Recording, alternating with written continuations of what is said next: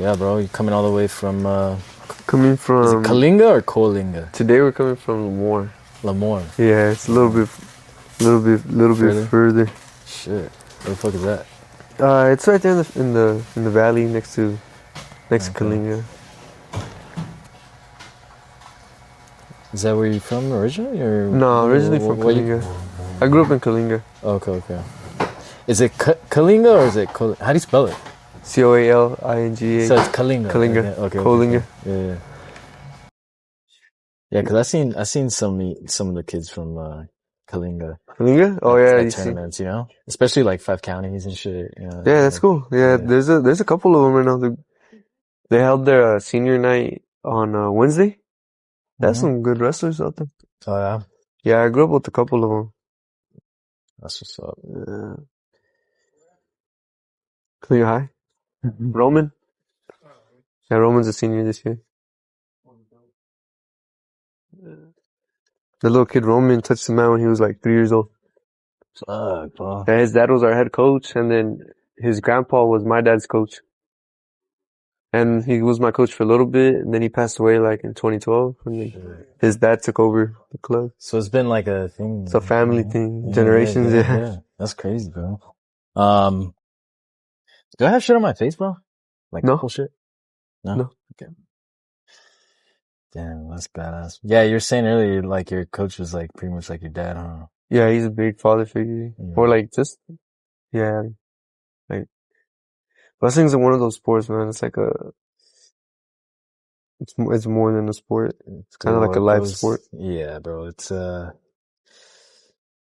shit's biblical, man. You know? Yeah, it goes into, it's the oldest sport of all time, you know? It's wrestling, you know?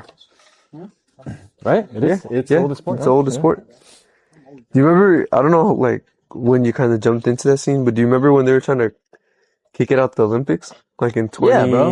That was just like after I graduated. Yeah, it was 2011 or something like that. 2011, they tried to close and they're coming up with the Save Olympic Wrestling shirts and stuff like that. Yeah. That's crazy. That's crazy. That was a crazy thought process. What the fuck? That was like the first Olympian sport too. Yeah, and then you have like fucking breakdancing and shit. Like, get the fuck out of here, bro. What the fuck? You know what I mean? How's that fair? I don't even remember what the whole like motive was, like that they wanted to kick it out. I'm sure it had to do with politics and I mean, like, which is crazy because wrestling's blowing up. Like, yeah, did you especially women's wrestling. See Bo Bassett? Have you heard of that? Yeah, bro. You see how much they're trying to get him to go to college for? How much? Millions.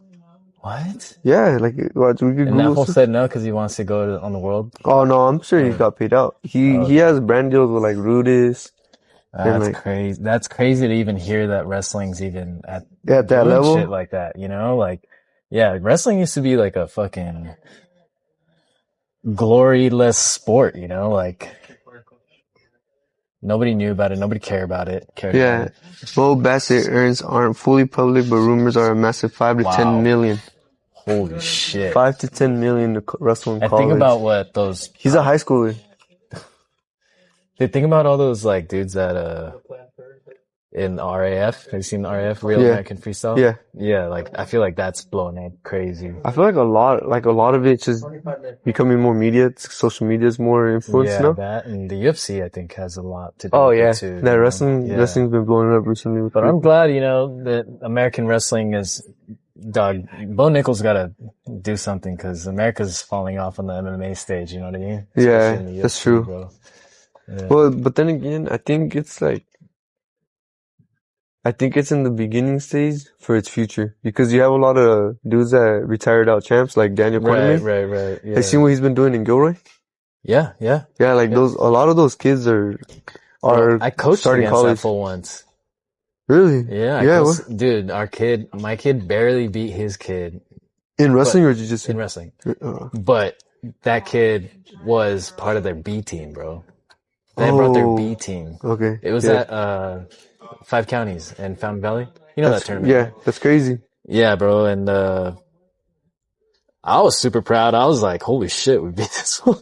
Yeah, but then I come to realize like, oh, dude, this is just a B team, bro. Like, oh man, dude, like we barely won, dude. That they have like an impressive resume right now. Like I've been following a lot of his his wrestlers, like the Cortez brothers, Daniel Cepeda is like, that's a fun guy to watch wrestle right there. Okay. If you ever get to watch, go to YouTube and look up some of his matches.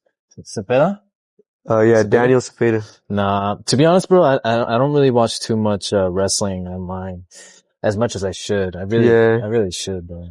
I think it keeps the mind, even though say you're not actively wrestling, if you're like actively watching it, it keeps your mind sharp on it. Right, yeah. Keeps you up to speed. Yeah.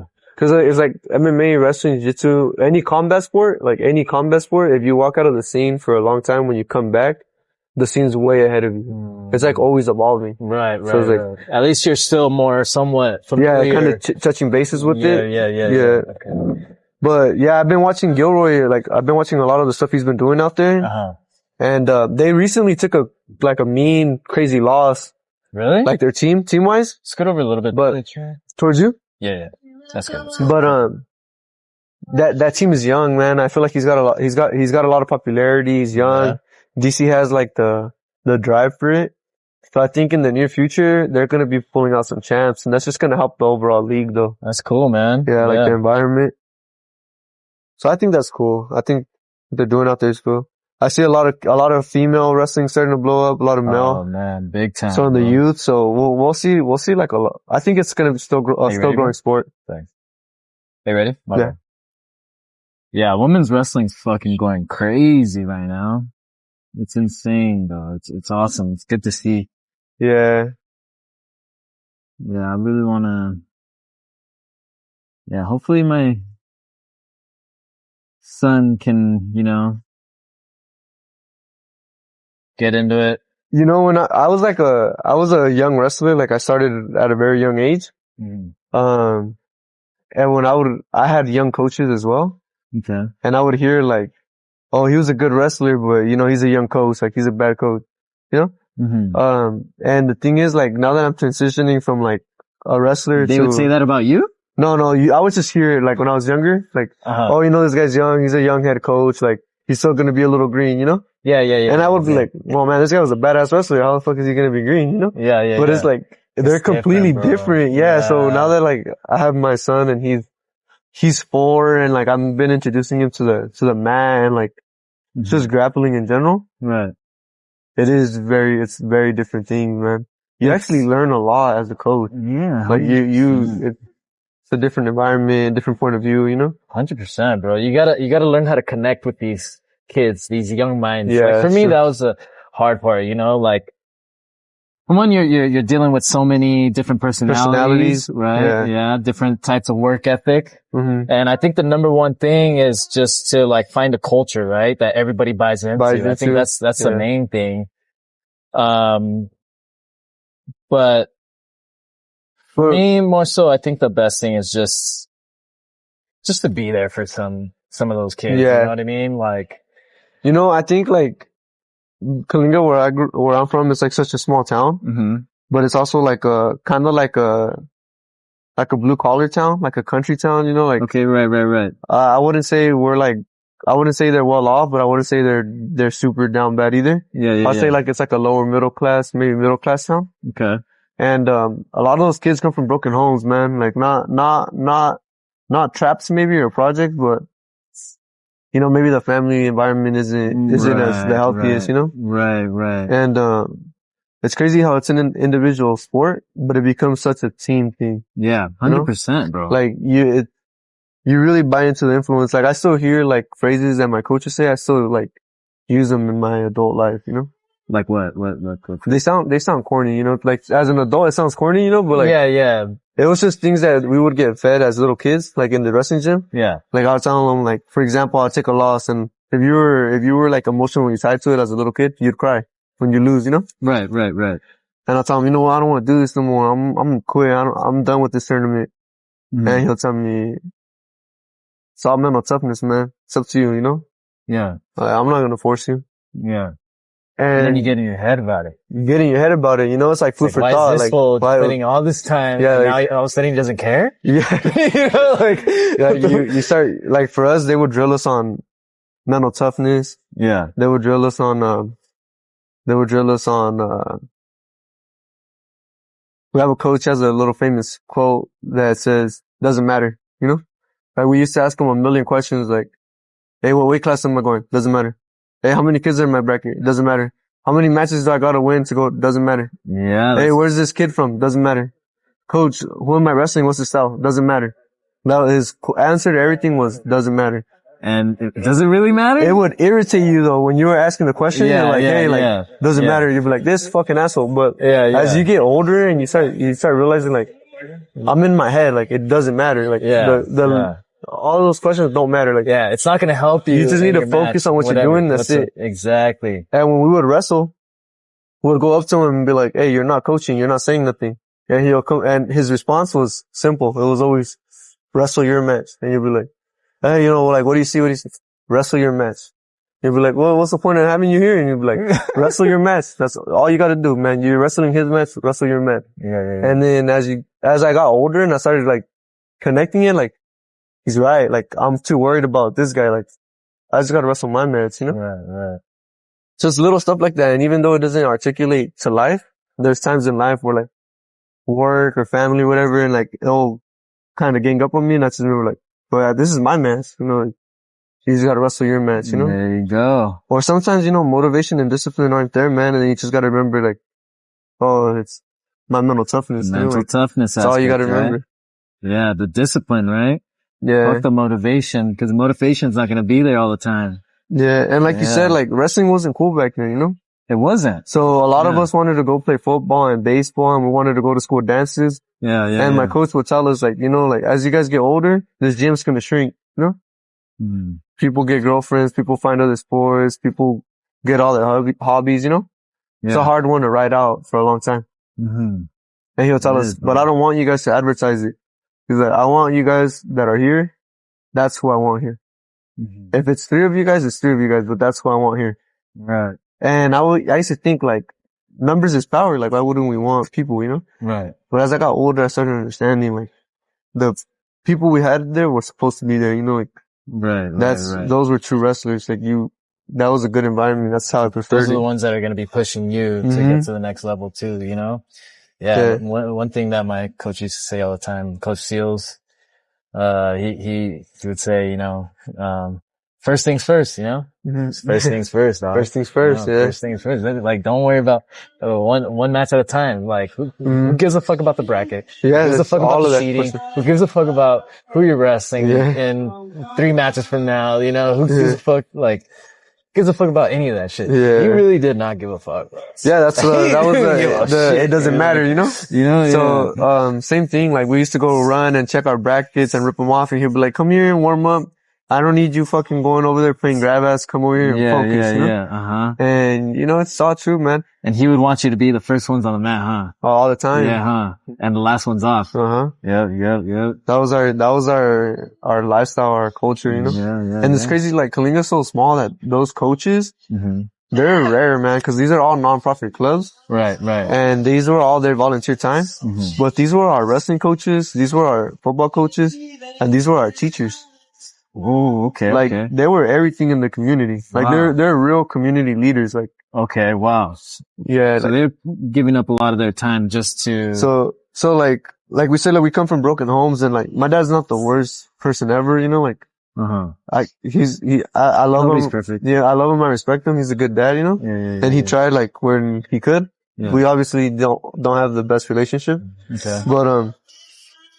But those coaches, dude, they really become like, honestly, they become like father figures, you know, like 100%, you learn a lot from them, you know, they're influential to you. And sometimes, as I get older, you know, like I conversate with them. And so I'm like, hey, like, I want to pay you back, you know? And he's like, you want to pay me back? Just lit the next torch. And I'd be like, what the fuck? What does that mean, you know? Wait, what did he say? He would tell me, like, just light the next torch. And I would be like, what? And he'd be like, someone came and lit my torch. They put that fire under me. And then I came and I shared it with you guys. Now that you guys know, like, don't just walk away. Like, come over here and shoot it to the next one. No, like, oh, damn. Like, that really is the way to. And that's really how all the big programs really get good. You know, it's that's like true.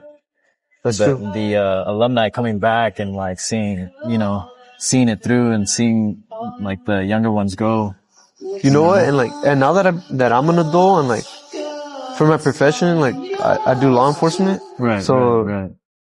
So it's like you're CO, right? Yeah, I'm a correction officer. So it's like like in a brief, like nutshell, law enforcement is like, it can be straining on your body and on your mind, and it could be very long hours. And it is, I wouldn't say can. I think it is 100%. But anyway, yeah, keep going. And, sometimes, unfortunately, it could go home with you, you know? They could go home with you and it could drag on after hours. Right. And then, you know, I became a young father. Like I didn't beat teen pregnancy at all. But you know, being like a father, like I was also like a young homeowner. Like I was a homeowner at 23, 22. And, like, you know, obviously adulting. Right. It's difficult to step aside and make time to run a club, you know? Right. And I forced myself to have discipline to do that and that only opens up your respect and your aspect, how you view these people. Like I could only imagine, like, these people were there, rain or shine. Like I remember my head coach, his kids had bronchitis. When I was little, I didn't know what that was. Yeah. But they wouldn't come to practice for like 2 weeks. But he was there. Like he was dedicated to the club, you know, like to the kids. And they go through so much, man. Like it's unmeasurable, dude. You know, like the shit that they do for us, like the sacrifices that they make. That's what it really comes down to, right? Sacrifice, you know? And I think that's where, you know, a lot of like for me, that's where, you know, cause I have experience coaching too, you know, and that's definitely where, the difference is made, you know, especially with the ones that need that coaching, you know? You know what, bro? Like, I'm so young. I'm so, like, under 25, you know? Right. So it's like, yeah, you're a young cat, bro. I still have, like, ambition and drive, even though I have, like, a career and I have my household and I have my kids and my wife. Like, I'm still pursuing another career. I'm still doing hobbies on the side, like welding, cutting hair, you know? Like, I read. I still got my college degrees, you know? Like, I still have a lot of drive. Right. So, there's a million things I'd rather do, but there's just something, like, from myself, like, when I go to those gyms, a lot of times there's, like, a lot of things I'd rather be doing or I could be doing, but it's just, when you realize the change you do in the youth, it's just a real feeling, man. Yeah. Like, dude. I remember that when I started coaching, in my hometown, in our small club that I grew up in, I seen that club change so many, from names, logos, locations. We were a non-profit, so we didn't have a lot of stability, you know? Right. And, now it is what it is. It's in a beautiful location. Like, we got blessed. Like that club really is completely changed from when I entered it. And, I see the kids that come in, and I see kids come in from like broken homes, maybe gang affiliated homes. And the kids come in and their personalities are a little like standoffish, maybe like doubtful, you know? Yeah. Like I'll have a chubbier kid that only wears a hoodie, and I'll tell him like, hey man, like I need you to do 10 push-ups. And he's like, no, I ain't doing that. I'm like, what do you mean you ain't doing that? He's like, I can't do a push-up. And I'm like, you know what? Do them on your knees. No, that's embarrassing. Do them on your knees, man. Do them on your knees. I'm going to help you. I'm going to do them with you. And then, you know, at that time I was a little bit more occupied in my personal life. So I was kind of in and out of the gym. Right. And I remember coming the next week, and this kid was down 10 pounds. No longer wearing 1 week, bro. Yeah, that's wrestling for you. No longer wearing a hoodie. There we go. And he just was like, really wanted to see me. And then I was like, what's up, man? Like, what's going on? You know? And he's like, I want you to see something. And he did 5 push-ups, but his eyes looked like gloomy, like they were like excited, like he really wanted me to see it. Yeah. And that's when I knew like the bug got him, you know, like he knows. Bro, that shit gives me goosebumps. He could conquer stuff, you know? Yes, bro. So that is the, So, yeah, the main obvious goal was I was trying to teach him to become a good wrestler, but I was also wanting him to learn to believe in himself, you know? Self-esteem, that he could change himself. So the longer I worked with this kid, I would, his victories felt like mine when we would go wrestle and he would win. But when I started seeing a personality change in this kid, that's what matters. Yeah, that's what really fucking makes all of that shit matter. See that doubt turn into, you know. Yeah. like that persistence kid, that kid could go his whole life and never win state, and it would never really matter to me. Yeah. Okay. But if that kid goes out and he just becomes a good person, a contributing person in the society, I see that impact in his life. Mm-hmm. That should mean everything. You already won, bro. That means everything to me. You already won, dog. You already won.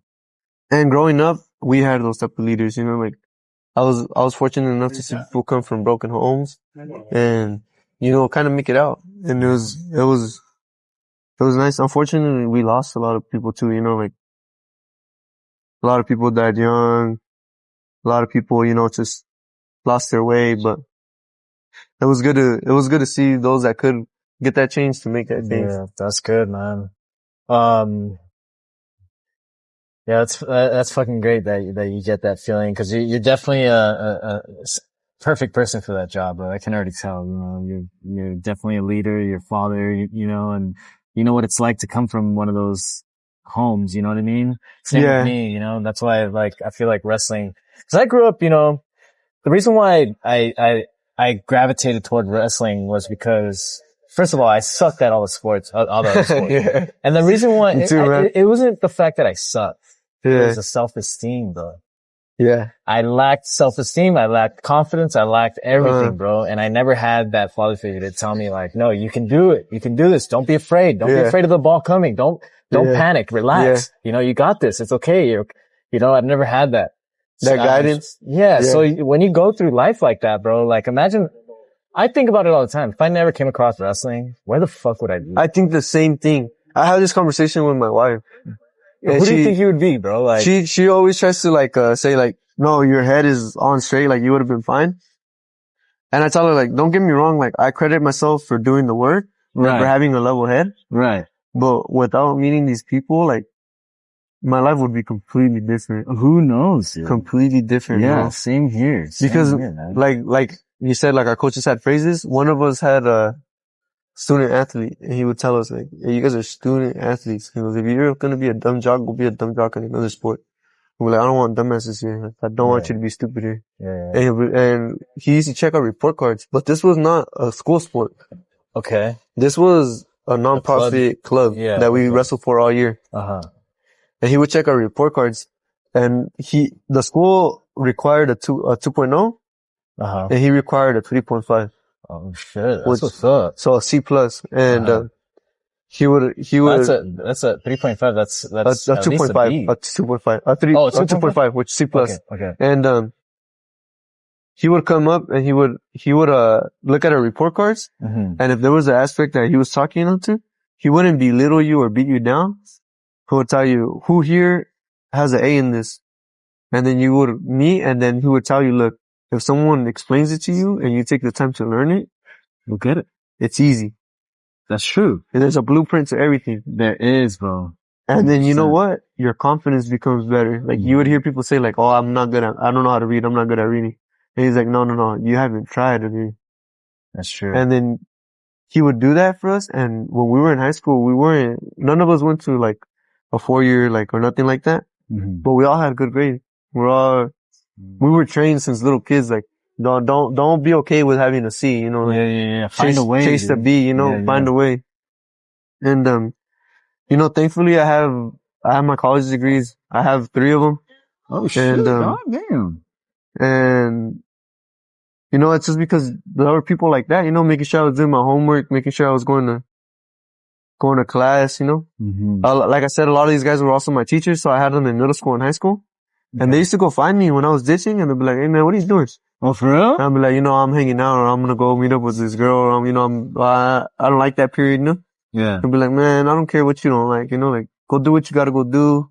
Kick it after class, you know? Yeah. Go hang out with this. Bullshitting. Yeah, hang out with this girl when you're done earning your fucking money, you know? Like. Yeah.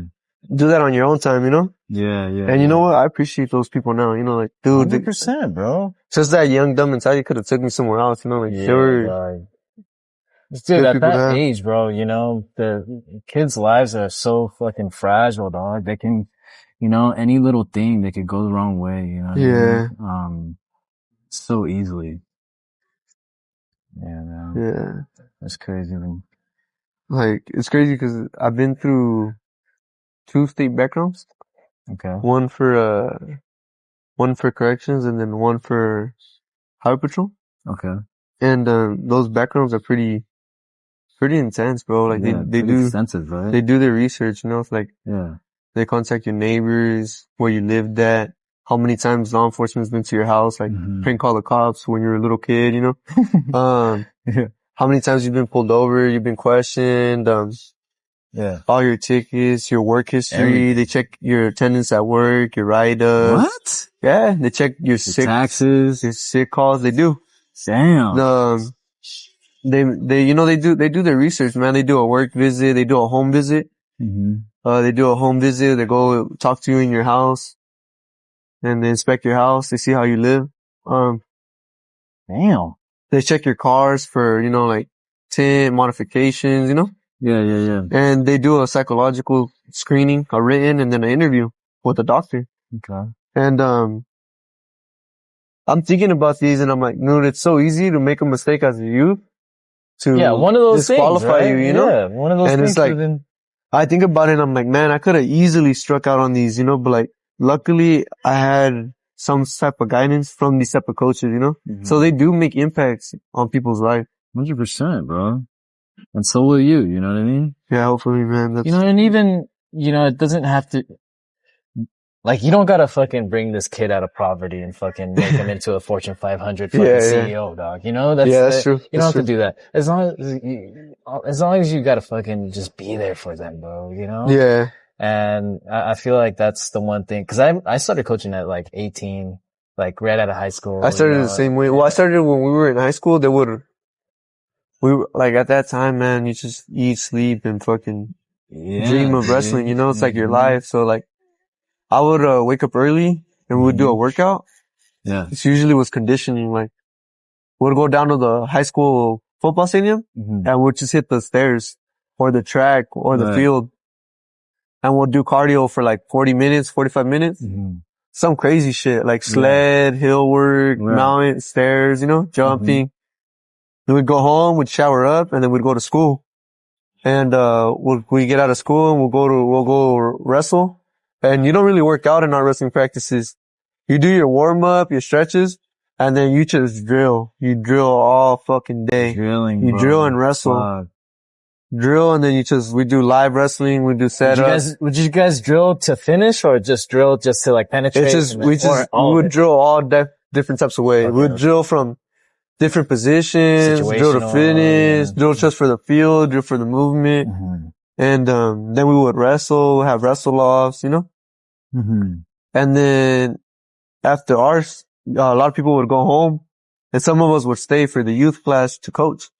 Kind of control the chaos, you know, control the madness. Right. Cause all these little kids come in here running around, jumping, screaming, crying, fighting, chasing each other. So then we would just stay and just kind of hurt them. A little cradle or something. Yeah, you know, kind of just. Yeah. Oh, check out this move. Like kind of wear them out. Like, you wrestle us, you know, and then they wrestle the high schooler and they get all worn out. Yeah. And, you know, since then I knew that was the direction I was going to go, cause it was just, I always loved it. Like, I love sharing something I love with other people. You know, I talk about it all day, you know? Yeah, same here, bro. Like, we could read a book about world history and it's going to take me a month, but you could give me a book twice the size of wrestling and I'll read it within a week, you know, like, it's just what I like. You just love wrestling. So, yeah, so it's good for me to like, to teach it to someone and I respond even better when I see they like it, you know? And, yeah, I've always liked wrestling. Even if I'm not going to actively compete in wrestling my whole life, I'm always going to be. I think it's too hard. Oh yeah, it's definitely a grind, you know? Yeah. Jiu-jitsu you can do. Jiu-jitsu, maybe a little bit of judo, you can definitely compete. Roll around. Forever. Yeah. But wrestling is definitely not. I think if I don't actively like participate in it, I'm always going to actively follow it. Like, I still follow high school wrestling. I follow college. I follow I still follow like Olympic. Who's your favorite college team right now? My favorite college team right now? Yeah. You know what, bro? I'm gonna be biased. Growing up, I thought Iowa was just the GOAT. Just cause that was Dan Gabriel? Yeah. Everybody thought like I watched the Dan Gabriel interview when I was young. It's on YouTube. Okay. And he talks about like his experience with his sister being murdered. What? And, yeah, dude, it's a very powerful interview, like documentary, man. So like Dan Gabriel went undefeated all of high school and then lost once in college. And then, Russell started coaching for, college, and, you know, he is who he is now. Dan Gabriel, you know, it's just winning, making champs, making teams, making solid teams. Is he still coaching? Nah, not anymore, right? I don't know. I do know he was still in the scene, but I don't know how active he is in it now. He coached, Kale Sanderson, right? He was Kale Sanderson's coach? For college? I think he was. Yeah, cause Kale Sanderson was a head coach of, Dan Gable was a head coach of the Cyclones. Right? Yeah. And, yeah. Oh, yeah. I've even watched recent interviews, like, well, not too recent, with him and Spencer Lee, and just like, you know, Dan Gable's just one of those people, man. He's just one of those wrestling coaches that's legends, influential. And growing up, like, I just fell into that, you know, like, we don't have Muhammad Ali's, we don't have, Canelos, we don't have Conor McGregor, we don't have those type of goats, man. We have Jessie Gonzalez. We don't have like famous guys. Gonzalez, bro. Yeah, we have like small town leaders, you know? Yeah. So it's like, Dan Gabriel's one of those, man. Would you say you're one of those small town leaders? I hope to. Like, at least within my community. I think you are, bro. Like, I hope, like, I think you're just being humble. I think you're just being modest. Within, like, my community, I hope one day, you know? Yeah. Would you say your coach is one of those guys for sure? Oh, hell yeah. Yeah. You still talk to him? Yeah, I send him Christmas cards, like. Oh, yeah? Nice. Yeah, like, I remember the first year, my son had Christmas with us. My girl wanted to take, family Christmas photos. I didn't grow up like that, you know, so like I was standoffish. I was like, yeah. That's it's whack, you know? Yeah.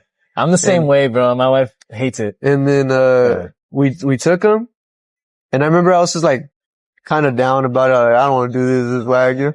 And then, your son? No, like just doing that, I was like, I saw my girl like, dude, this is like weird. You know, like, why are we doing all this, you know? It's uncomfortable. Yeah. You're not used to it. We did it, and then, she printed them out, and then like, she was like, here, we're gonna mail some. She's like, do you want to hand deliver some? And I was like, let me see who's on that list. And then I seen my coach's name on there, and I was like, I'll deliver this one, you know? So then I went, and I didn't think nothing of it. It was just me, my girl, my son. Mm-hmm. And then, there's a small company that does sourdough, like, in our hometown. Okay. So they sell like loaf of bread, they sell like sourdough cookies, you know? Mm-hmm. I like the sourdough cookies. Like, I never tried it. I fucking destroy them, dude. Yeah? Like, they're fucking good. Fire. So I got him some, and I was like, oh, let's go take this from him. Mm-hmm. So I went, I knocked on his door, and he was in the living room with his youngest son, which is the same age as my son. Okay. And they were playing like Mario Kart. Yeah. And I caught him by surprise, and he was like, what the hell? Like, I was not expecting you today, you know? Yeah. And I was like, oh, you know, I just came to do a quick drop off, like, brought you guys, like some cookies and a little card. Mm-hmm. And I remember he like pushed the cookies to the side, and he opened up the card, and his eyes were just falling, and I was like, what the fuck? I wasn't expecting like that type of like reaction, you know? So I was like, what the fuck, you know?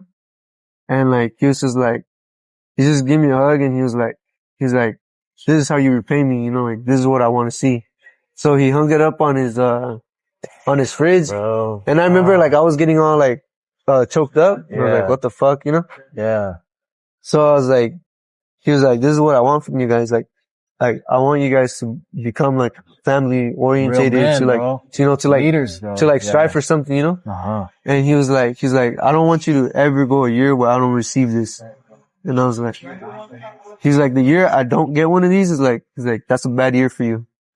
And I was like, fuck. I was like, all right, you know? Bro, I'm gonna be real, dog. Like, I was like, damn, check, you know, like, I got that, you know?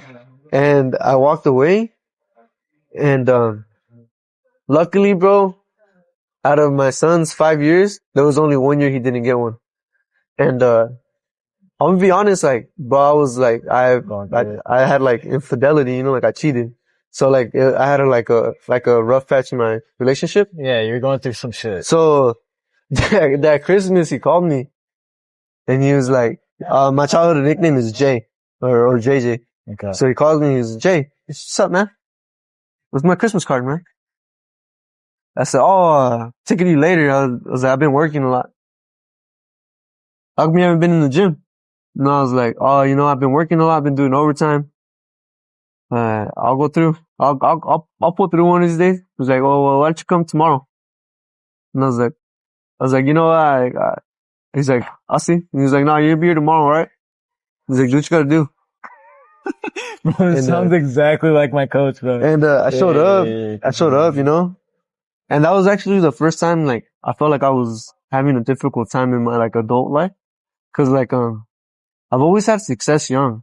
Like, I've always been blessed, bro. Like, just naturally, like when I joined sports, like, I might have not been shredded, but I was always good. Like, I could play running back, I could play fullback, I could play middle linebacker, I could play outside linebacker. Very coordinated. I could wrestle, I could do alright in boxing.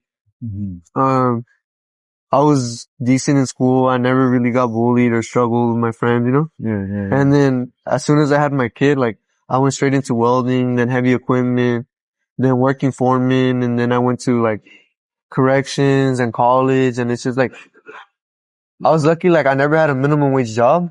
So then, like, I was always, like, I never had a car loan. Like, I was always buying my car, getting my house young. Like, I felt like I didn't really, like, suffer, you know? Yeah. So, this year it was falling apart. So it was hurting me, like, deep down. Like, I felt like I didn't look perfect no more. Like, I was starting to look flawed, you know?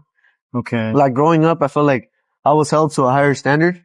Like, oh, you know, like, he'll figure it out. Like, oh, he'll go to college. Like, he'll get it. Like, I had a lot of pressure on me. That's Jay. And then now I felt like, yo, like, I got caught cheating. Like, I'm losing my family. Like, I'm losing my spark for like working now. Like, I took some time off. Like, I'm losing my spark for work. Like, I always felt like I was crumbling. Like everything I did, you know? And then we hang out and he was like, I knew he probably heard, you know? Bro, they know, bro. That's why he was like, no, you're going to be here tomorrow. So we're hanging out and then tells me, how you been? And you know, like usually I'm like super talkative. Yeah. I'm an open book, like super talkative, like chatty. Yeah. So I'm like telling him something was up, bro. So I'm telling him about like work and about all this overtime and, you know? And he tells me, he goes, where's Sophia at? And I was like, who? I was like, oh, she's with my son, like, over here, you know? They're at my in-laws. He said, everything good? I was like, yeah. He's like, you okay? I was like, yeah. And he goes, why'd I hear this? And then I was like, oh, you know, I was like, yeah, you know, don't listen to that, you know, like, yeah, so he found out. Yeah, I was like, that's just, you know. So that's how small it's a small town. And I was like, nah, don't worry about that, you know, like, it's just nothing serious, you know? I was like, it's just a chick, you know, like, I just wanted to hear, like, nothing serious, you know? And he was like, look at me. And I was like, what? He goes, you're gonna mess up what you're having because you're being young and dumb. And he's like, you need to bring yourself down. Like, you need to level yourself out, you know? And in my head, I'm like, kind of like standoffish. I'm like, yeah, well, chill out, you know? Like, I know what I'm doing, you know? Yeah. And he's like, you need to rewrite your wrongs. Cause at that time, I was just like, cool, she called me cool, she wants to leave, she could leave, you know? Like, cool, like, just let me see my son, you know, it's all good. Like, I'm gonna keep doing what I'm doing, like, I'll cut this girl off and I'll go find another one, you know? Like, I'm young, you know? Yeah. And he was like, no, fuck no. He was like, that's a good girl. Like, that's a once in a lifetime woman, you know? Like, you have your family. Like, if it fails because you guys fall out of love because you guys grow up different, he goes, I accept that. He's like, but it's not gonna fail because you're being a fucking idiot. He's like, go look in the fucking mirror, rethink what you want for yourself and your kid. And then if you're gonna be with her, I want you to treat her right. If not, get the fuck out. I don't want you hurting your family. I'll personally tell you to leave them alone. So I was like, fuck, dude, that was the first time I've ever had a dude like sit down with me, you know? Like have a sit down talk. Yeah. Like, and it's crazy hearing it from a guy. Yeah. Guy's point of view. Like, but you know what? Like, it's what I needed to hear. 100%. Because at the time I was actually going through it and like, I didn't have no one to turn to. Or like, even as a guy, you can't really turn to no one. Yeah. You know? And at your age, bro, like, at that age, like, you're not really it's like you're saying, you're not really thinking about like. At that time I was 22. Yeah. And all you're thinking about is yourself. And it's natural. Yeah. It's normal. Yeah. You're young. You're just thinking about, okay, like you said, I'll just find another chick. I'll be fine. Yeah, I'll be fine. My kid can grow up in a broken home in between, we can trade off. And it's like. And I remember at the time I would tell myself like, oh, he'll know, like, his mom could tell him like, I'm a dirtbag, but like, he'll know, like, if we kick it, like, oh, I'm a straight up dude, Yeah. And then I remember like that day, bro, like he was just super in my hand and I like drove home, slept on it, Yeah. And like she snapped me out of it, bro, like out of that phase, like literally brought my ass down to reality. And I was just like, what the fuck am I doing, And I was just like standing my feet down, like try, obviously you go through like those patches and I'm like, oh yeah, this is why I did it, like let me just, and fast forward to where we are now. Dude, thank God I listened to that guy, like, it's a completely different relationship, completely different environment, like, it's like. Because for one, I think a lot of people that go through shit like that, and then they actually go through with, finding, splitting up and just raising their son or in a broken home, you don't realize what happened until you go through, oh, it's your turn. I gotta drop him off. It's like, dude, when you go through that shit, it's like, fuck no, do I really want? Yeah. You know what I mean? And that's the shitty part. Cause like, man, we're men, bro. We're gonna fucking think with our dicks all the time. Yeah. So like, it's like you said, we have to have those people behind us to be like, fucking snap. Yeah. Like, hey, what the fuck are you doing? You know what's crazy, bro? Like, a prison is such a negative place. It's such a negative environment. Like, we're known for our divorce rate. Like, our divorce rate is fucking stupid high. Like, right. We're known for in that. America in general, right? But in a prison, it's, like, amplified. With good reason. Good reason. Cause like you said, you bring that shit home. It's just amplified. You get with coworkers, either female cops, medical, like, dude, it's amplified, Mm-hmm. And, everyone was telling me like, dude, you're young, like, these girls are looking for you, like, go get it, And then there's this one dude that was like, dude, come here, like, come over here, come take a walk with me, like, what are you doing, dude? I'm doing, that shit ain't cool, like. This was a prisoner? No, that was my coach, like, he was like, hey, you're doing this, you're doing that, like. Right.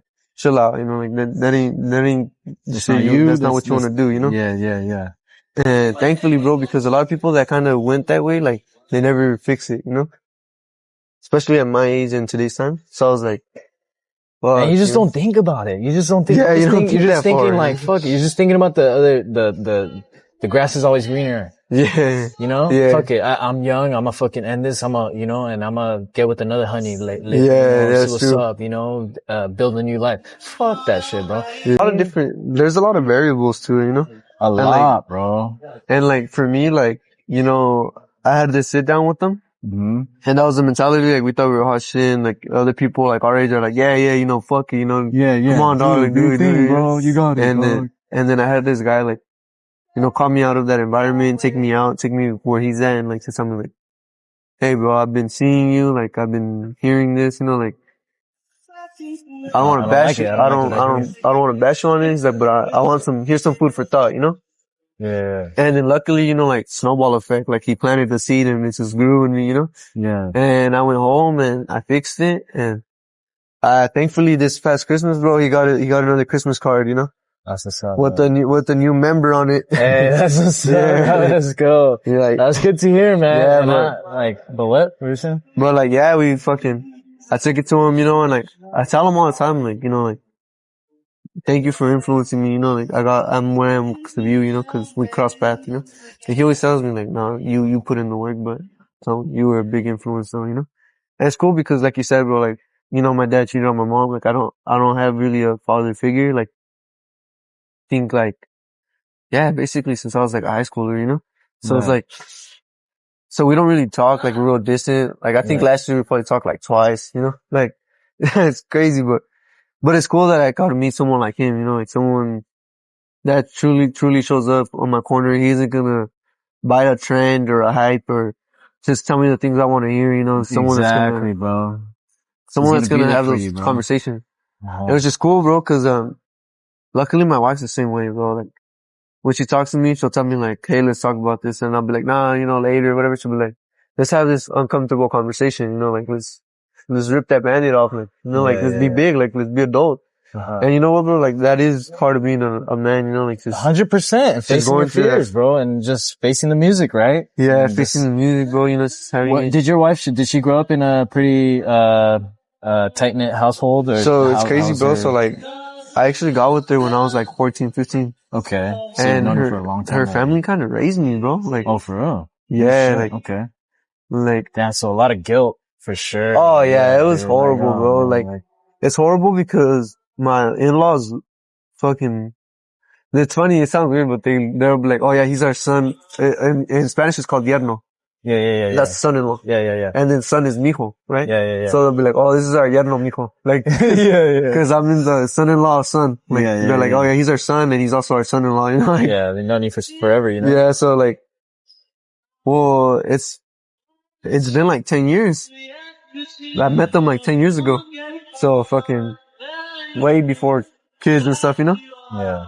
So, yeah, bro, I grew up a lot with them. They influenced me a lot. Like, they advised me a lot, you know, kinda. So when all that came out, bro, I was just disappointed. They were like, they didn't turn their backs on me, but they were disappointed, you know, and I was just like, of course, bro. I was like, fuck, you know, like, yeah, that shit fucking hurts, man. And you know, I think about it all the time too, cause it's not like something where like, you know, women are strong, bro, and that's the thing. They're way stronger than men. Oh yeah. When it comes down to shit like this, of course. Cause if I ever found out, I'll probably kill her, bro. Yeah. Like, I'm gonna be honest, dude. If that happened to me, bro, I'll probably fucking kill. I'll be like, that, we're done. Yeah, you know what I mean? That's what I'm saying. Don't ever touch to be able to sit down and with the calm mind, dude, that's real strength right there. Yeah, it really is. Like in my type of lifestyle, like in law enforcement, in like just being a dad of a toddler and like a little girl, like being a husband, like just doing all these things real young, like even though I don't have experience, my biggest like tool on my belt is like that level head, like that calmness, you know, like being able to like be calm in chaos. Like, dude, that will save you from so much shit. You know, like just being able to reason and conversate and be calm. Mm-hmm. I was never like that. I mean, neither. I didn't grow up like that. Yeah, like I grew up in a dysfunctional home and I was like loud, you know, yelling. Everybody's yelling at each other. Cussing, Everybody's fighting. Yeah. Everybody hates each other. I only played contact sports. It was like football, wrestling, boxing. Mm-hmm. I never played soccer, basketball, tennis, swim, like only contact, only combat, you know, like those are rough. They tell you like, you need to be more aggressive. You need to, fuck this motherfucker up, you know, like, hey, are you gonna be a fucking bitch? No, go in there and do whatever the fuck you gotta do. You beat this fool's ass. Like, you know, like, this was our environment, you know, like, right. Hey, stop being a fucking pussy. Stop crying about this, you know, like, you know, like go tape it up, shut the fuck up and go do what you gotta do, you know? Yeah. Prison's the same thing. It's negative. It's fucking hard. You know, people are in there for life. There's killers, you know? Yeah. So then, to learn to be like that, honestly, I learned it from her. Like, she honestly kind of, she like taught me that side of life. Like, okay, like, chill out. You ain't gotta be fucking all relax, active you know, all the like, fucking time. You know, like, relax. Like, take a breath, you know, like, chill out. Your mind could be your weapon or the fucking, you know? Cause I didn't grow up like that, bro. Like, my dad wasn't bringing flowers, wasn't taking my mom on dates, you know, like, she would tell me like, dude, you need to be more affectionate, you need to be more emotional. And I'm like, what's up with you? Like, you're super emotional, you know? But then I realized like, those are normal human traits, you know, like, we're just, like, our culture, like, our environment just wasn't like that, you know? Dude, same here. Being Japanese, you know, we never shared like, emotion, bro. You never touched, bro. You know, never hugged. Bro, I didn't hug my mom till like I was like fucking 20 something, bro. Like, I was telling, like 30. It sounds fucked up and shit, but I was telling my cousins like, this last Christmas was like the first time I ever received a gift and like hugged like my family. Like, it felt weird, bro. Like, even just getting a gift given to me, I was like, what the fuck? Like, for real? Really? Like, this shit looks expensive, you know? Like, yeah. It's like, it was weird, bro. Like, I'm not used to that. Like, I was like, shit. Like, I was like, damn, it's cool, you know? But it's cool. Like, I'm happy that everyone's getting to that, like, level of kind of stability, you know? Yeah. It's good And that all comes down to like how you teach your kid how to handle his emotions and all that stuff. Right? Yeah, definitely. And know that this is all normal. Dude, have you ever like, that are okay, have you ever seen the counteraction of that? Of what? Of like when a kid picks up like a bad habit of yours? Nah, like, so like, I don't do it now, but I used to like cuss more loosely.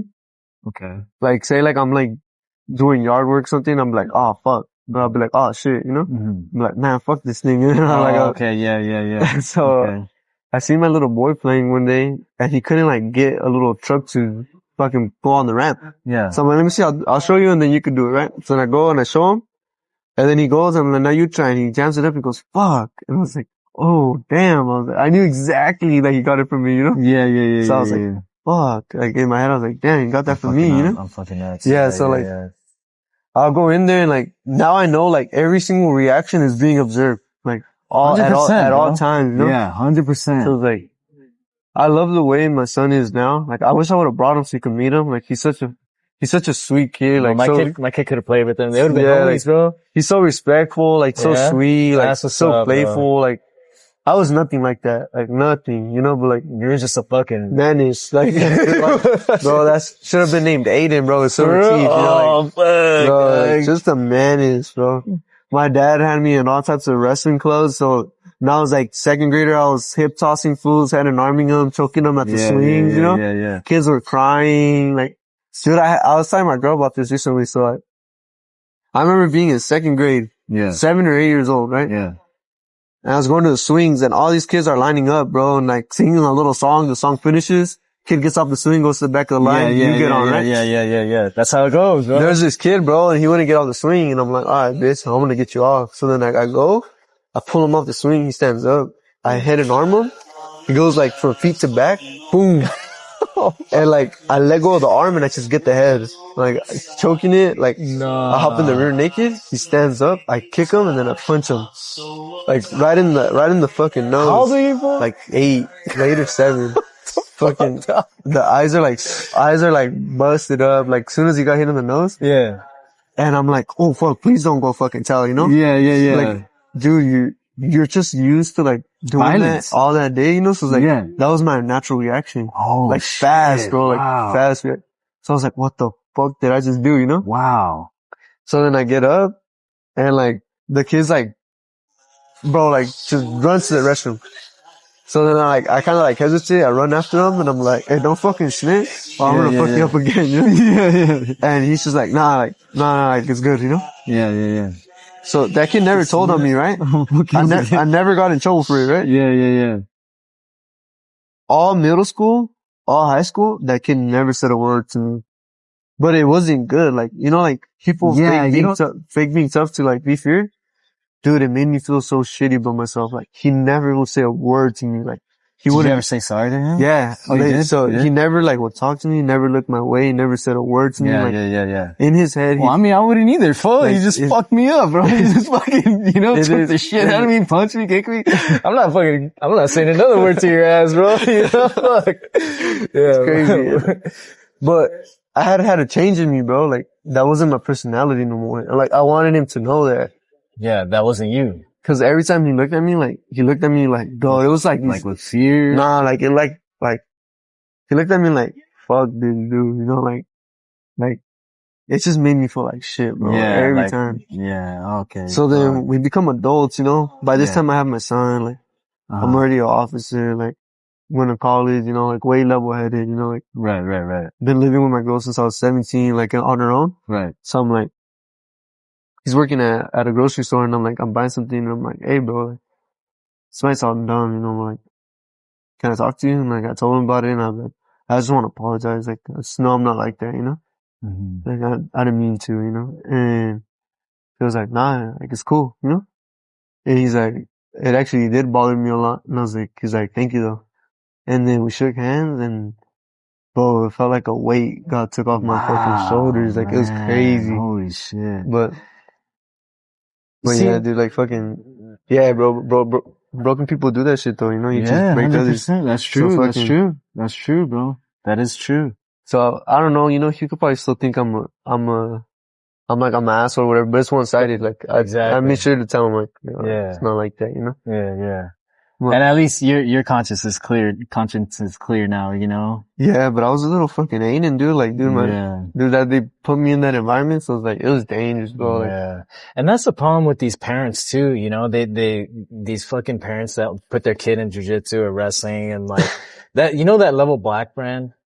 Yeah. It's a cool brand. But it's just like, man, the narrative could be bad. Yeah, like the whole message behind their brand and like what they're doing to these kids, and they're like fucking. I'm gonna tell you another one. I'm gonna tell you another one that like, are you really, bro? Yeah, cause that comes like from that type of like ego mentality. Yeah. So obviously, I'm teaching my kid to wrestle and all that, right? Yeah. And he's such a sweet kid, bro. Like, thankfully, his mom raises him a lot more than me, you know? Okay, yeah, okay. So he gets a lot more of your traits. Yeah, so fucking comes back from school, scratch on his face, right? Yeah. And I see it and I'm like, instantly my blood's hot. I'm like, dude, no fucking way, you know, like you let some kid slap you up. Yeah. And he's like, no, Dad, you told me not to fight and to be good. So I told the teacher, and I was like, dude, if the teacher doesn't do nothing, defend yourself. Yeah, whoop his ass. Go whoop his fucking ass. Yeah. So I go to work, right? I'm getting phone calls like crazy, and I'm like, what the fuck? Yeah. So I call my sergeant. I'm like, hey, I gotta go call my girl. Like, something's going on. She keeps trying to get a hold of me. Yeah. He's like, all right. I call her and she's fucking mad. She's like, what the fuck? Why'd you tell that kid to go beat this kid up, you know? And I'm like, fuck. He's 4, you know, so they take everything like super literal, you know? Yeah. So I'm like, oh, dude. So I was like, I'm getting chewed out, and I'm like, wait, we'll talk about it when I'm home. Like, I'm busy right now, you know? Yeah. I get home, and like, my kid's in bed, like, he's like, he went to sleep crying. He's like, got him in trouble. So then like, I go and she's like, don't wake him up. She's like, why'd you tell him to beat up a kid? The kid that scratched him is special. Like, oh, bro. It just kept getting worse.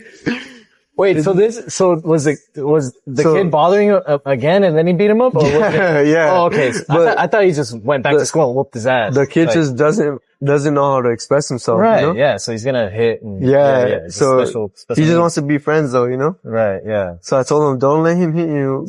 Fucking hit him. So then he went and hit him. The kid was special. Yeah. So then his mom's mad and like, she's like, I told him to just tell the teacher and he did. And then you told him to not tell the teacher to punch him. And I was like, oh, dude, double-edged sword, you know? I was like, yeah, so dude. Then like, I wake him up and I'm like, hey, like, I'm not mad, but like, is this kid different? He goes, yeah, Dad, but he punches me. He throws my jacket in the wood chips, you know?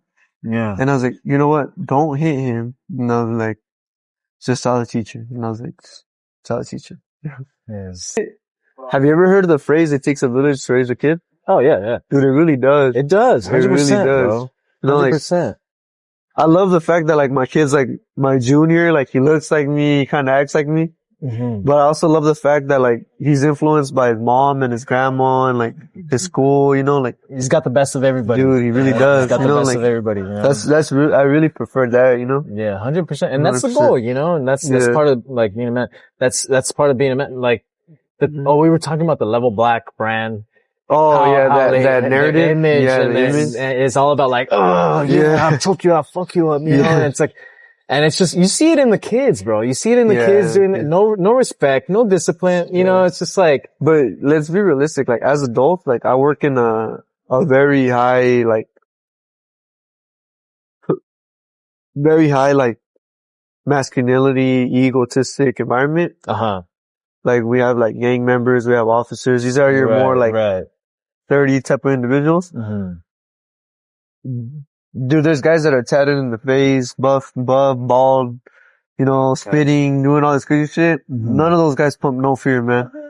It's a humble beast. And you're like, God damn, you know, this guy, something about that. Quiet one. Yeah, the humble beast, dude. Like, just a quiet dude. And then he goes out, puts up a fight, and you're like, damn, that guy's fucking dangerous. Yeah. Holy shit. I gotta do something. So humble beast that just triples my alternates. Like, oh, I gotta be a little bit higher alert around this guy, you know? But that's the thing that pisses me off about, like, again, going back to that Level Black thing, you know, you have all these parents, like, not just the Level Black, but like, just jiu-jitsu parents, right? They put their kid in this gym almost because it's like a cool thing to do. They just want to be part of like, but yeah, then they have these kids going in and they're like, yeah, fuck them up. But they don't understand like, you know, we come from like sort of a gritty background, bro. You know, like no real guidance from our dad, you know, so like we had to fend for ourselves a lot, you know, if you were like anything like me, like I got in a lot of fights young, you know, on my own. And it was, a lot of it was just cause of, you know, just, again, like lack of guidance, lack of, self-esteem, you know, so I had this feeling that that was the only way for me to get recognized or like have any sort of like. But you know what? You do though. Like I remember growing up, me personally, like as a little kid, like, a lot of like bigger kids or gang members, they would be like, oh, don't fuck with that dude. Like he knows how to wrestle, you know, like, he'll wrestle us up, you know, like. Yeah, that's true. Then you get this like the word on the street, right? Oh, and then you get those two that like, hey bro, I heard you're getting good at boxing. Like, oh, you wouldn't win in a real fight. I'm like, I'm actually better at wrestling, but alright, you know, like. We'll see what's up. Yeah. Oh, we're in the restroom and they're like, oh, you know how to ball, you want to do body shots? I'm like, well, not really. Oh, I'm gonna hit you. I know you don't want to, you know, like. Yeah. Like, they kind of just thing, bro. Like, I think like what's more important than teaching moves on how to like beat people up is mental, emotional control, bro. Control, restraint. That's so true. That is cause, you know. So when I went through this phase, which was for me was 6th grade, where I was getting suspended way too much for fighting, I got put out from the wrestling season because I had gotten suspended from fighting. Okay. So then I showed up to practice, you know, still gonna work out, you know, still gonna go with my team. And I remember showing up and my coach was like, give me your singlet. And I remember like, what the fuck? Like, dude, like, what do you mean? Like, I'm carrying this weight class. Like, are you gonna take it from me? You know, like, tripping. What the hell? Yeah. And he was like, give it to me. And I was like, nah. And he was like, give it. He's like, you're done. And I was like, nah, they said I'm just done for this week. And he was like, nah, fuck that. And he's like, you're not going to conduct yourself the way I want you to. You're not on my team. And I was like, what the fuck, you know? Yeah. I swear, after that day, every Friday he made me wear a fucking suit inside of school. And I would get clowned on. What? And I was getting fucking dragged. And I was like, dude, can I stop wearing this shit? And he was like, no. He was like, this is how you're going to conduct yourself. And I was like, nah, it's not me, you know, it's not me. And he was like, no, fuck that. And we started doing this thing in practice where if you weren't saying please, thank you, or sir, you had to do push-ups. You had to do down-ups. So he was instilling manners into us, bro. Yeah. Well, bro, that shit makes a big difference. Hell yeah. The way people portray you, like, as an adult. Yeah, it's crazy. Yeah, bro. It's habits, right? Yeah. You know, it's habits. And it's like one of those things, like back what I was saying, like, you know, you can learn a move to like beat somebody up and like get yourself in a situation, but not having that mental and clarity, like that emotional maturity, control. Yeah. Not having that control can get you in a world of fucking pain just like that, bro. Quick, dude. You know, has that ever happened to you? Self-control. Well, growing up for me, like, in a smaller community, you meet the kids you wrestle. Okay. And you build a rivalry. Like every weekend you run into the same 12 kids, you know? Yeah, okay. So you build a rivalry, you know? And I had this kid, for the longest we wrestled 112 pounds. Okay. I think we were like 7th and 8th grade, 6th grade, right? And, we had this rivalry, man. Like it was just always back and forth, you know? And, I remember I wrestled them at home. Okay. And all my friends were there. All of them. And I was whooping them. Like, just, I was about to get attacked, like, just scoring on them. Yeah. And I get up, and I remember pulling my singlet down, walking away. Kid comes behind me, suplex me. From my legs to my face. Perfect suplex. What the fuck? Suplex, punches me in the headgear. I get up, my coach grabs me, pulls me.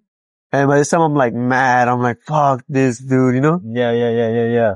So I go in there, we wrestle. My coach is like, hey, don't react. Wrestle your match, you know? And I go in there all angry, all emotional, and I'm trying to fucking just make him hurt. Yeah. I end up fucking up a throw, and he catches me for a pin. If I would have just stayed level-headed, that was mine, you know?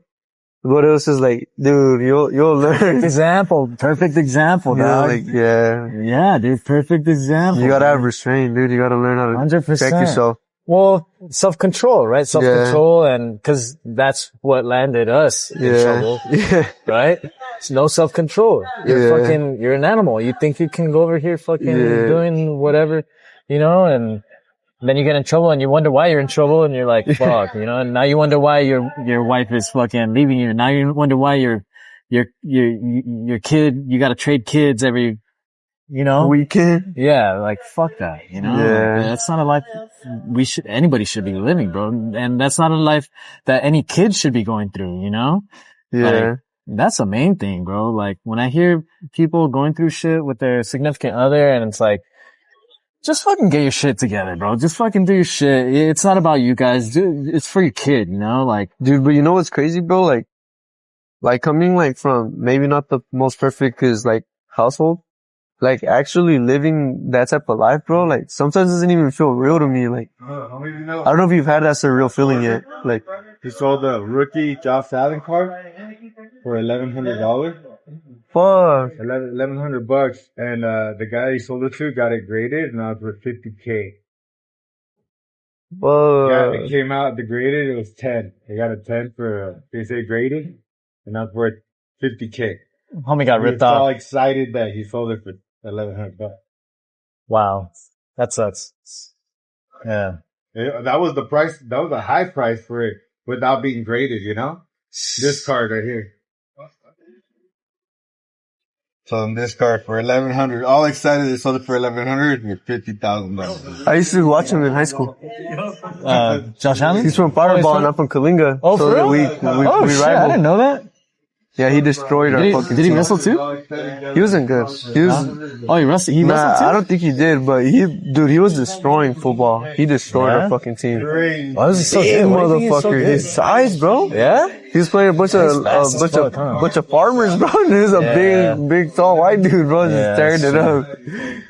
Yeah, dude, he was good, bro. Yeah. But yeah, what were we saying about,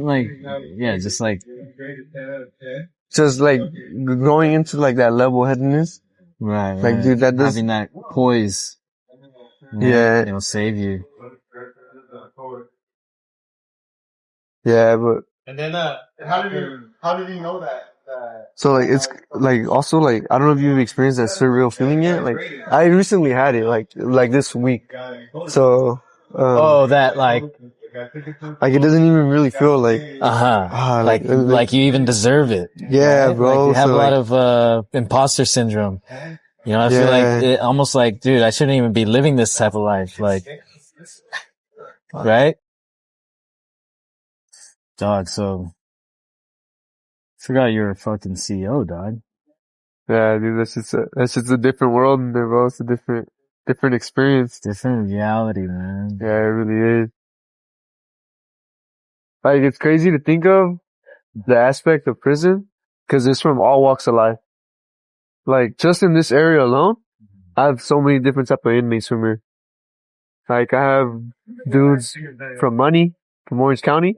Mm-hmm. Like, there's a big popular case. I don't want to name drop him cause he's actively in the prison, but, multi-millionaire, owns a business that has to do with like, back in the day, like the 1-800 numbers. Okay. And then, business partner comes up dead and like, now I got a multi-millionaire in there, But then I have like guys from Tustin and Santa Ana, just from different hoods. Anaheim, Mm-hmm. So there's all types of different walks of life in prison, man. You never know who you're gonna run into. Every day's different. So, what's a crazy ass, story?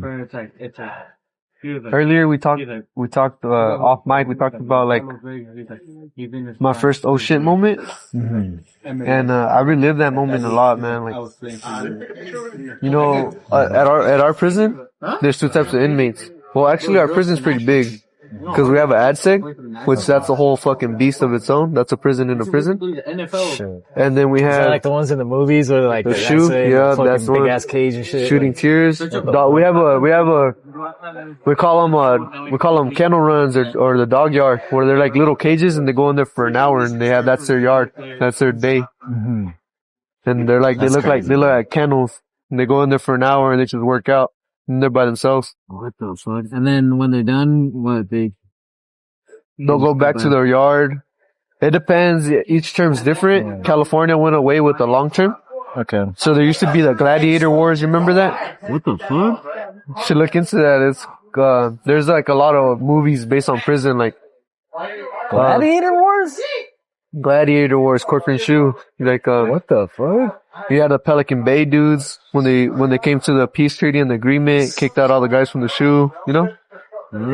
Kind of stopped some of the violence on the yard. Now the big homies on the yard. Yeah, man, prison culture is deep and it's interesting, man. And a lot of people make movies about it. There's a lot of movies that deal with CDCR, like Shot Caller, Blood In, Blood Out, American Me. I recently saw Shot Caller. That shit's sick. So that's Corcoran's. That's Corcoran Shoe. Okay. And you know when him and Money and the other white go to the back and they're in those cages? Mm-hmm.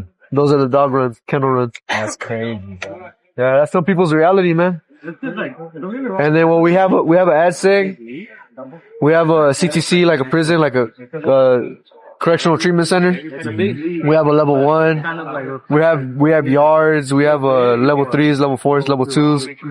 We have like SNY, NDPF. We have GPs, and then one's active, non-active, and then we have EOPs, which is a in-house outpatient, which is our dudes that are having mental problems. Okay.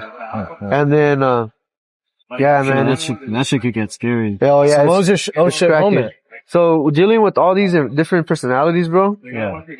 You have a unpredictability, right? Mm-hmm. So a GP yard, for the most part, they just program, they do their thing. You know, they kind of politic within themselves. Mm-hmm. But if they get that handle, like, hey, it's go, they gotta go, you know? What do you mean? So there's certain politics within GPRs. Mm-hmm. Like right now, they're on a peace treaty time. Okay. So everybody kind of programs together. North, South, Black, White. Everyone's cool. They're respectful with staff. You know, we kind of have like a mutual coexistence. Mm-hmm. But certain instances means that they have to take off on us. What? And it's not personal. It's just politics. It's just business, you know? But you know, you expect that from the outside is you expect that when you work all those yards. Yeah. And then you have your SNY, your NDPF, and your EOP. Mm-hmm. Those guys are all individuals. They're not running in big groups like that, you know? Mm-hmm. Some of them do, like there's their SNY gangs. Mm-hmm. But it's always unpredictable. Wow. Those guys could be on spies, they could be losing their mind, they could just have a bad day, you know? Yeah. And they'll take off on you. But I've had multiple incidents like that, but my first big ocean moment for me, it was like a couple years ago already, handful of years ago. It was on a December. On a GP yard, we had, one of the factions take off on the SEALs over a burrito. Yeah, it's crazy. But, the totality was respect. You know what I mean? Mm-hmm. A lot of these guys, you know, especially more high-powered type of dudes, they carry themselves a type of way, and if they feel disrespected, a lot of them react the harder way, you know? So there's protocols and procedures that in the department you'll hear us talk about spirit of the law or letter of the law, and you kind of base your report and your judgment of the situation, and you describe which one you want to apply. So a guy was bringing out food at the chow hall. Technically, it's not allowed, you know? Mm-hmm. But if a guy is bringing out half his sandwich, he's almost done, and he's got like 3 bites left, I'm not gonna make a big deal about it, you know? It's not like he's gonna harm anybody with the burrito. Mm-hmm. Some people, though, it's not allowed and it's not allowed, you know? Mm-hmm. It's prison and it's prison, you know? Mm-hmm. So that's what happened. The guy was like, nah, you know, like, I'm gonna take it. And he was like, nah, you're gonna throw it. And he was like, nah, I'm not throwing it. So whatever ended up happening, that faction's policy is that if one of them jumps, all of them gotta jump. Damn. But they gotta use weapons. Okay. So they can't just punch you. They gotta make a statement. Like, it's gotta be righteous, you know? Yeah. Cause they're gonna get charged with battery on a peace officer, which is a heavy felony. Right. So they gotta, if their people are gonna go to the hole, they gotta make it worth it, you know? Mm-hmm. So, we're running chow. It's a basic day. It's been a good day, calm day. We haven't really had no crazy incident. Mm-hmm. We popped it off with one of the biggest aggressive factions on the yard. And in short terms, the 3 main officers that were involved have not came back to work, and it's been years. It's been more than 3 years and they haven't came back. No. One of them retired PTSD. One of them hurt his thumb, I think.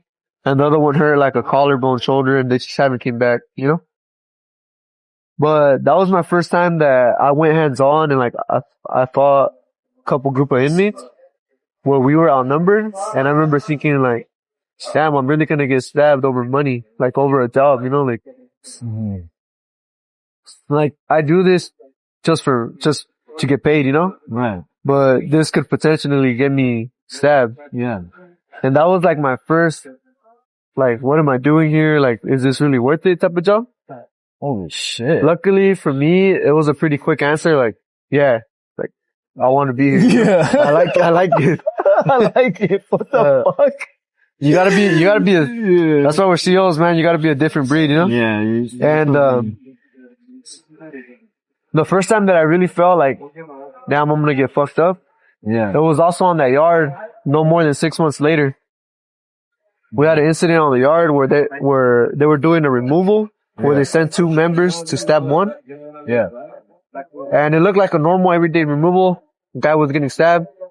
We responded. We used force. They weren't getting down. We were using a bunch of force. They weren't getting down. We end up batoning them. But on that GP yard, they see the baton as a form of disrespect, like of unnecessary use of force. So we baton them. Yeah. And I just seen the ocean of blue. The inmates were all blue. I just seen the whole yard, about like 200 to 300 guys just stand up. Nah. And I turned and I see him and I could hear coughing. Like, cause they were unhooping weapons. They were like pulling weapons out of their body, so they were coughing. So we're facing away from everybody because the incident was kind of in the corner. Yeah. I turned my back away from the incident to face all the inmates. Mm-hmm. And we're telling them, get down. They're not getting down. And I could see the dude that's in charge of that faction kind of sitting down. And everybody's looking at him like, do we jump? Do you want us to stay, you know? And I have a partner who goes code black. Code black is a term we use to like describe when you get stuck. Like, yeah, she's just stuck, like just spraying these guys. And I'm like, hey, like, So I go and I tap her in the back and I'm like, try to pull her where we're at. She thinks it's an inmate, turns around and sprays me. My whole face. Nah. Like, usually I handle spray really good, but this one was so close and it was like such a large amount. Like one of my eyes instantly swelled. Like I could like barely see out of it. Amazed, bro. What the fuck? So like I'm turning around, I'm sweating, like I'm at like a higher level of like alertness. Yeah. Like my blood's pumped up, I'm like amped up. I'm turning around and I see the yard just stand up and now I can't see. So now I'm thinking, I'm about to get swarmed with a bunch of inmates. I'm gonna have to get down with these guys. I'm probably gonna get stabbed and I can't see. Fuck, you know? Mm-hmm. So one of my partners kind of grabs me, he pulls me, he's like, just stand behind us, you know? Luckily they get down. We start escorting some of these guys to the medical. And as I'm escorting them, one of the guys jumps on one of my partners. So like, my instinct is automatically to jump in. So like I jump in, start wrestling this guy. I'm wrestling him. I can't see. My face is burning. The more I'm wrestling him, the more I'm burning because I'm sweating. No. Oh my God. We end up like going down on a little gravel part. We get up and luckily the yard didn't back him up. And we went to go get seen by medical. I finally get a hold of my wife and she's like, dude, where are you? Like, what's going on? And like, it's super late. You're not home, you know? Yeah. I saw, hey, I got assaulted. Like, I got stuff to do. I'm gonna be home real late, you know? She's like, are you okay? And I was like, I think I am, you know? Mm-hmm. So I'm flushing my eyes out. I'm thinking like, damn, I was kind of defenseless. They took my eyesight out, and I could hear them trying to retract weapons, you know, like, so I really thought I was gonna get stabbed. Like, I genuinely thought I was gonna get stabbed that day. Like, I was gonna get scraped up. This was about 2 years ago. Yeah. And, that was one of my first, like, I really, really thought I was gonna, like, get damaged there that day. Yeah, bro. Oh, that's terrifying, dude. That's, oh my gosh. Like, but there's so much stuff to it, bro, that you don't really hear about it. Like, there's times where you could potentially get exposed. You're like exposed to needles, and if you poke yourself with one of those, it's like a bad day, you know? You're exposed to like blood, you're exposed to like hazards of you getting stabbed, or just, you never know. Like, we've gone hands on with these guys, you know, like if they get high or they OD or they just get resisted. And sometimes those little incidents, bro, make a big injury, like knee surgery that turns into a bunch of things that turns to years of doctor visits, you know? Yeah. It's just like, sometimes you think like, is it worth it? It's just for work, you know? Yeah. But damn, so that time you got outnumbered, is that the time you got outnumbered, or is this these are two separate ones, but they're both similar. Dude. When you witness it on other people, it doesn't really take a toll on you, but when you experience it on you, you kind of carry it a little harder. You like, think like, fuck yeah, dude. The next day you're like, fuck, you know, like, I was killed. Yeah, it kind of sinks in after a while. For us though, it's normal, so we kind of just learn to like laugh about it and live with it, and we normalize that, you know? Yeah, I mean, it sucks, but I think that's the only way you can get. And now we get a guy that's resisted, we take him down, and it's like, alright, next, whatever, you know, it's not exciting no more. Like, we do it so often. And then, I think the worst one I witnessed that didn't involve me, like, just witness, man, there's some crazy fucking shit in there, but like, you see everything, man. You'll see cell murders, stabbings, see riots, you'll see attempted suicides, you'll see people compromise their family to try to smuggle things in, like, you see some real crazy shit, you know? But, wow. Yeah, man, prison's a negative place. It's a heavy environment, you know? There's all types of individuals in there. But don't get me wrong, man, prison also has its bright side. Like, you'll see some people program and try to go in there to change their life and do better, you know? And all power to them, you know, like, today's inmate's tomorrow's neighbor, you know? That's why, like, we talked about being yourself. It's good to be yourself all times, you know? They're still human. Like, I don't have a bias to any faction, or I don't treat nobody different, you know? If they want to do better, that's good. And if they want to break a law, then that's fine too, you know? We'll do what we gotta do to save a life and stop an incident. But there's a lot of crazy stories in there, man. There's a lot of different life experiences. See a lot of stuff, you know? Dude, what was like the craziest guy in there you've ever met? Like, scary, like. I'll give you, so there's two types of crazy, right? There's your GP crazy, and then there's your SNY crazy. So my GP crazy guy, he was actually an older man. He didn't look scary at all. Yeah. But this guy was known for being a ruthless stabber. Like, he just really wanted to kill somebody. Like, just sick. Like, he wanted that power, that claim, that status within his people. And, California went through a phase where we weren't doing long-term,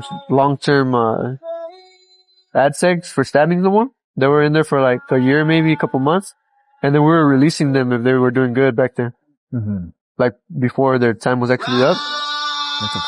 And this guy had done so many stabbings, like, all of them you could think of. But this day, we're working the housing unit. And that guy, we had him out. Like, he left his cell to go to medical or something, right? And as he's coming back in, there's this guy that's out, like, just cleaning his cell. And He runs into his cell. He comes out and we tell him, hey man, go back in. And he's like, oh, I'm just gonna throw away this trash. As he's throwing away the trash, he reaches in the trash can, pulls out a big old fucking blade, like righteous knife, you know? Runs across the day room, starts booking this guy. We automatically put it on the radio, start using force, right? We can't break that distance. Like, we're not gonna run and shackle him with a knife in his hand, you know? So then he starts, kicking him, right? And then we get him to stop. We pull the guy out. We can't find the knife. And he's just laughing. And we're like, hey dude, what'd you do with the knife? And he's like, oh, I kicked it in his back.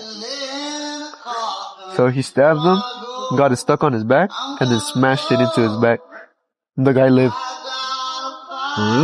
Guy lived, man. He was able to walk and shit? He got stabbed like over 30 times, and then got the knife kicked into his fucking back. They hardly die, man. They survive everything.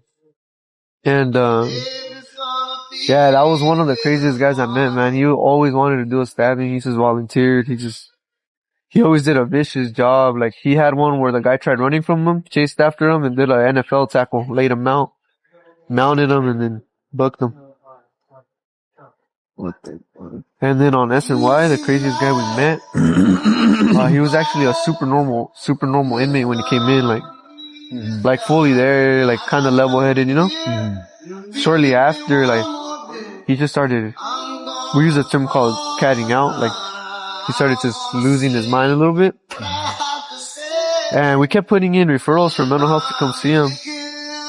And this guy was just known for, like, trying to make cell fires or throw poop or shit out of his fucking window to cops. And man, that guy was just fucking nuts, man. Like, every time I walked by his cell, I always kind of like curved my walk just in case he threw anything. It wouldn't like directly land in my face or like on my clothing. But yeah, so there's different types of crazy in prison. What would he do? What these guys do, it's called gassing. So they get like a milk carton. Like the ones you would get at school, those like paper ones, or cardboard, and then they fill it up with piss, shit, and blood and spit. And then on the crack of the door when you walk by, they smash it, and it'll just get all over you. Then now you got to do testing for a year. You got to do all types of blood work. Like, hopefully you don't contract nothing. You know, you got to take a cocktail for PEP. It's crazy. Yeah. There's all kinds of stuff in there, man. It's crazy. You see cool things in prison too, though. Like, you see guys that learn how to like cook, guys that learn a trade like hair cutting, welding, craftsman, artwork. That's dope. Tattooing. That part of prison culture is extremely nice to see, man. Like, you see some really talented people in prison. You see guys that really good at tattooing, and they'll start building like kind of like a entrepreneur type of mindset. So you obviously can't tattoo the public, but you know what you can do? You could sell a stencil, or you could design a graphic, put it on a shirt and sell it, or you could design a stencil and call it a kid's art book and sell it on Amazon. And now they're making money from prison on the outside world legally, cleanly. Oh, that's what's up. And it'd be like some cool artwork. Like, it'll be like prison cultura artwork, or it'll be like Aztec artwork, or it'll be Mexican culture, or Thor, like, or Marvel characters, and they'll make a custom art book, and all the kids gotta do is color it in, and they'll sell it. Or they'll make a graphic and sell it for a skateboard, or sell it for a t-shirt, sell it for a hoodie, or they'll make a cup or some bands, or a hat, a shirt, a handkerchief. They'll draw on it to do it all thing. They'll sell it, raffle it. That's true. I never thought of it that way. And it's like, that's why I kind of have like survivor's guilt, you know, like, cause I think of all of that and I'm like, fuck, like, if only the individuals that aren't alive were alive today, like, I wish they could have seen this aspect of life. They do, bro. They do. Trust me. They do. Yeah. You know what I mean? You believe in heaven? I do, brother. Yeah, that's why. They're doing better than you. they got fucking, they feel guilty for you, dog. They're like, damn, dog, this was going through it, man. This was going through, man. You gotta go to prison tomorrow. That's how you gotta really think about it, though, you know? Like, and for real, cause like, there's nothing that you did that stopped them from living the life that, you know, and you're doing everything,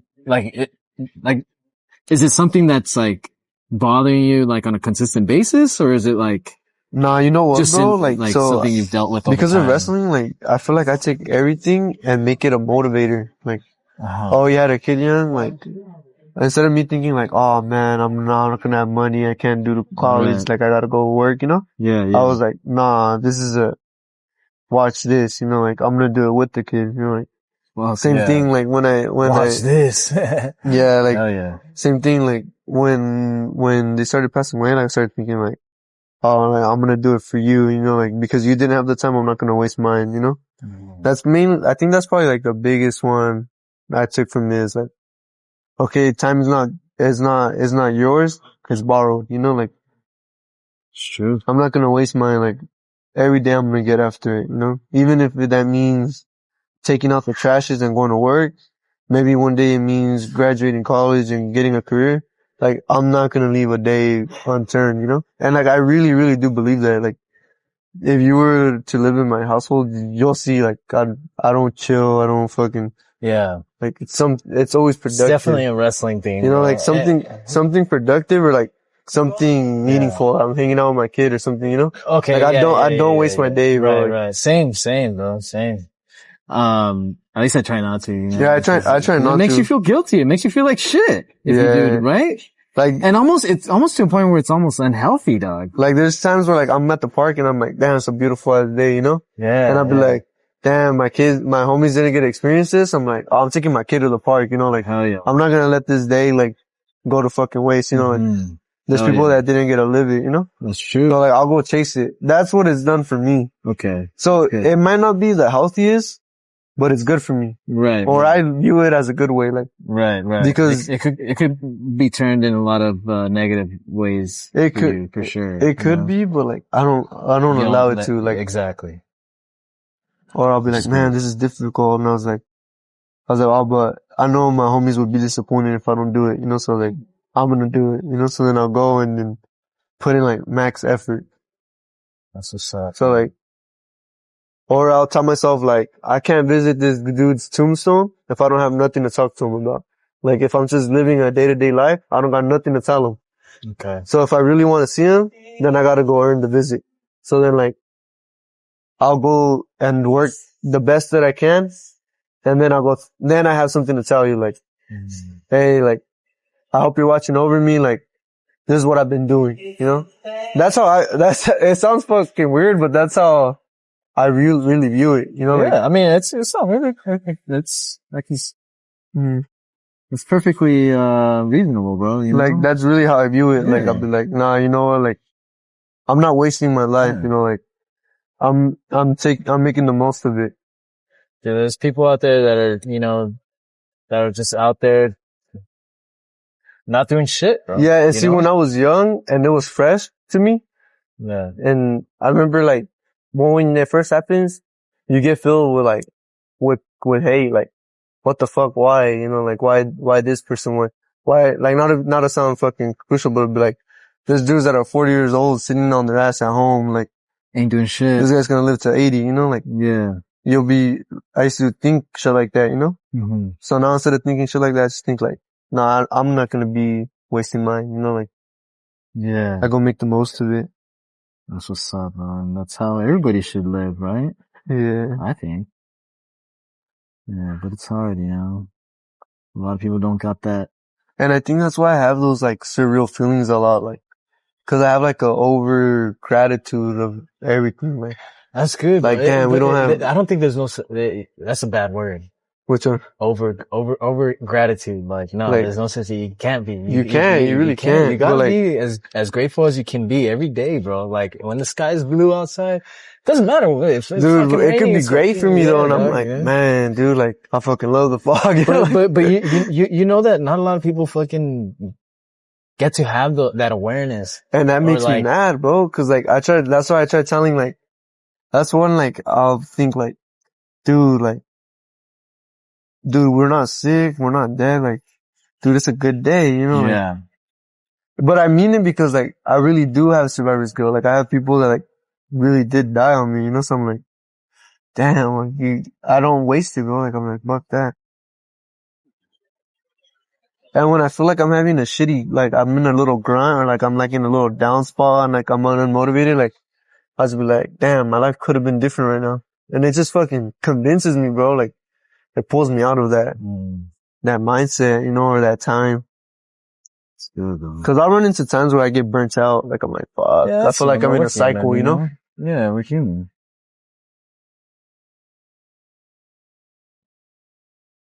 That shit happens to me every fucking week. Yeah. But you can pull yourself out of it, man.